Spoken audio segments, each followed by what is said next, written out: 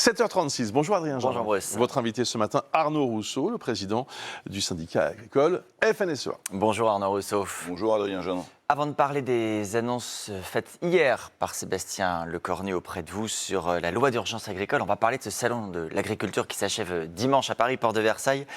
Plus que quelques heures, quelques jours, et déjà un premier chiffre étonnant, 25% de visiteurs en moins sur le début du salon. Vous qui y êtes en permanence, ce sera bien un salon en recul cette année ? Oui, ce sont les chiffres des premiers jours du salon. Alors c'est d'abord la conséquence, si je puis dire, de l'absence de vaches, puisque vous le savez, suite à la dermatose, il y a eu la décision de ne pas amener de vaches au salon de l'agriculture. Décision des éleveurs, je le précise. Décision des éleveurs, et ça veut dire que les concours, l'ensemble de ce qui s'organise autour n'est pas là. C'est aussi 2 week-ends de vacances scolaires en région parisienne. Et puis par ailleurs, ça ne vous a pas échappé, mais il fait beau. Et donc un certain nombre d'agriculteurs qui avaient prévu de venir après des pluies abondantes ont décidé de rester dans leurs exploitations pour faire quelques travaux. Donc le cumul de tout ça conduit aujourd'hui à des chiffres de l'ordre de 25% de baisse de fréquentation. Il y aura quand même un peu moins de 500 000 personnes qui seront venues dans la semaine. Et encore une fois, c'est important d'accueillir les gens au Salon de l'Agriculture. Et on reparlera des effets de la météo parce que ça a effectivement des conséquences sur le terrain. Alors, parlons d'abord de ces annonces du Premier ministre hier concernant la fameuse loi d'urgence agricole. Il a confirmé qu'elle serait bien présentée fin mars en Conseil des ministres pour une adoption qui est toujours souhaitée avant l'été au Parlement. Pour le dire simplement, on oublie l'idée d'un texte qui serait très large. Ce sera un texte un petit peu plus restreint pour une adoption un peu plus rapide. C'est ce que vous vouliez ? Oui, c'est ce que nous avions négocié fin janvier au moment des mouvements agricoles avec le Premier ministre. Et après quelques atermoiements, il a déclaré hier de manière très claire, il m'a dit hier de manière très claire que c'est ce qu'il ferait. Donc il tiendrait le calendrier d'une loi qui sera achevée avant l'été, avant la fin de la session parlementaire. Et vous lui faites confiance sur ça ? Écoutez, vous savez, nous on juge toujours sur pied. Donc il annonce ça, il y a un délai. Ce sera à l'Assemblée nationale au mois de mai, puis au Sénat au mois de juin, avant une commission mixte paritaire, avant la fin de la session. C'est ce qu'il annonce.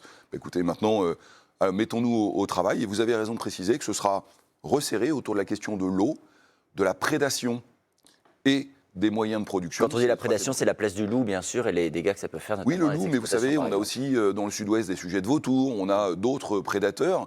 Il faut aborder cette chose de manière un peu globale, parce que l'enjeu, c'est de continuer à produire en France pour nourrir. Alors l'eau, prenons cet exemple-là. Il n'a échappé à personne que le mois de février a été très pluvieux, des crues records, mais aussi des précipitations records pour un mois de février. Vous considérez qu'on aurait pu en profiter pour stocker l'eau, ce qu'on ne sait pas faire aujourd'hui dans des circonstances pareilles? Quand on est agriculteur, on observe ce qui se passe autour de nous. Et les pays qui sont confrontés au changement climatique avant nous, l'Italie, l'Espagne, plus au sud, le Maroc par exemple, stockent beaucoup plus d'eau que nous parce que nous constatons que parfois il pleut de manière très abondante. C'est le cas en ce moment dans le sud-ouest de la France. Et puis peut-être, les mêmes qui ont aujourd'hui 1 mètre d'eau dans leur maison seront en comité sécheresse en préfecture dans 4 ou 5 ans. Alors qu'est-ce qui manque pour pouvoir le faire? Ça dépend de quoi? Il manque d'abord la volonté politique. Ensuite, il manque un certain nombre d'applications réglementaires et quelques éléments de la loi. C'est la raison pour laquelle, dans cette loi d'urgence, pour nous mettre au meilleur des standards européens, on souhaite que la question du stockage de l'eau puisse être abordée. Je crois que c'est une question de bon sens, Adrien Gindre. On a besoin aujourd'hui de s'adapter au changement climatique pour l'agriculture, mais pas seulement. Pour toutes les activités économiques, on a besoin de faire en sorte, c'est ce qu'on appelle le stockage multi-usage, y compris contre la lutte des incendies. Et à très court terme, ces intempéries, vous êtes capable, vous d'ores et déjà, de mesurer l'impact qu'elles vont avoir sur les récoltes? Si on prend l'exemple de la Bretagne et de l'Ouest, on sait déjà que c'est 20-30% des légumes d'hiver qui sont ravagés. On peut même ajouter d'ailleurs ces derniers jours la douceur qui perturbe aussi une partie de l'écosystème. Est-ce qu'on a déjà une évaluation nationale? C'est encore un peu tôt, mais les dégâts qui sont constatés aujourd'hui sont irréversibles. Et vous avez effectivement raison de dire qu'il y a un certain nombre de marchés qui sont très compliqués. On a parlé du chou-fleur, on a parlé du poireau. Et puis on a des cultures qui sont aujourd'hui dans nos sols et qui baignent dans l'eau. Et évidemment, ça n'est pas favorable. Donc, encore une fois, vous savez, les agriculteurs savent que la récolte, on la voit belle qu'une fois et qu'il faudra probablement attendre la récolte. Mais les impacts déjà sont constatés. Peut-être effectivement une vingtaine de pourcents, c'est un peu tôt pour le dire, ça c'est en volume, et puis il faudra regarder aussi le prix des matières premières. Donc ça peut vouloir dire moins de revenus pour les agriculteurs et des prix plus chers pour les consommateurs, s'il y a des récoltes qui ont été endommagées. Non, vous savez, c'est encore un peu tôt. D'abord, je rappelle que quand... Vous ne voulez pas être alarmiste? Non, je ne veux pas, mais je rappelle, puisque vous parliez du revenu des agriculteurs, et merci de le faire, que quand vous achetez 100 € d'alimentation dans un supermarché, la part réservée aux agriculteurs, c'est 7 €. Donc, il est encore un peu tôt pour le dire. Et puis, On veut, nous, construire des solutions, parce que la réalité du moment, c'est qu'on a besoin de produire plus de denrées agricoles en France. Un petit mot, il se trouve que sur la journée d'hier, 2 pays ont ratifié l'accord du Mercosur, ce fameux accord de libre-échange qui fait tant parler, qui suscite tant d'inquiétude, l'Uruguay et l'Argentine. Alors je précise qu'au niveau européen, c'est toujours en suspens. Il y a eu un vote des députés européens qui ont décidé de mettre en pause la procédure, pour le dire assez simplement.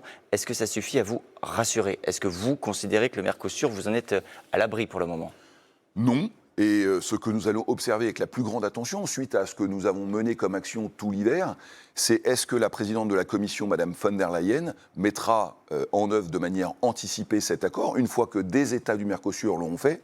Vous avez compris que notre avis, c'est qu'il ne faut pas le faire, et nous l'avons dit, y compris au commissaire européen à l'agriculture, M. Hansen, qui est venu nous rencontrer au Salon de l'agriculture. Il faut attendre que la Cour de justice européenne rende son avis sur la saisine qui a été faite, et puis il faudra attendre que les eurodéputés, qui sont co-législateurs, décident de l'avenir de cet accord. Au Salon, vous avez eu beaucoup de visites de politiques également. Vous en avez reçu vous-même, des futurs ou actuels déjà déclarés, candidats à la présidentielle, chefs de parti. Quel regard vous portez sur la vie politique des derniers jours, en tant qu'acteur important de la société civile? Écoutez, en tous les cas, comme président de la FNSEA, j'observe que depuis la dissolution, j'ai connu 5 premiers ministres, 6 gouvernements, que les choses sont extrêmement confuses et que c'est difficile de pouvoir se projeter. En revanche, on a un rendez-vous dans un an qui est l'élection présidentielle. Vous vous prononcerez? Vous direz quelle est votre préférence? En tous les cas, nous proposerons un projet pour l'agriculture dès la fin de ce semestre. En mai-juin, nous serons prêts pour dire ce que nous portons comme ambition pour l'agriculture et on ira le porter auprès de l'ensemble des candidats qui concourront à cette élection.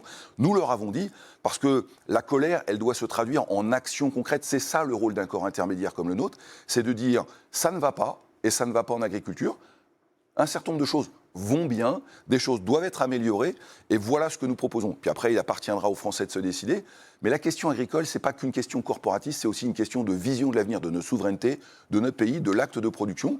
Et ce qui a été dit pendant ce salon autour de il faut produire plus et il faut qu'on puisse continuer à faire en sorte que les agriculteurs vivent de leurs revenus, ça me paraît assez central.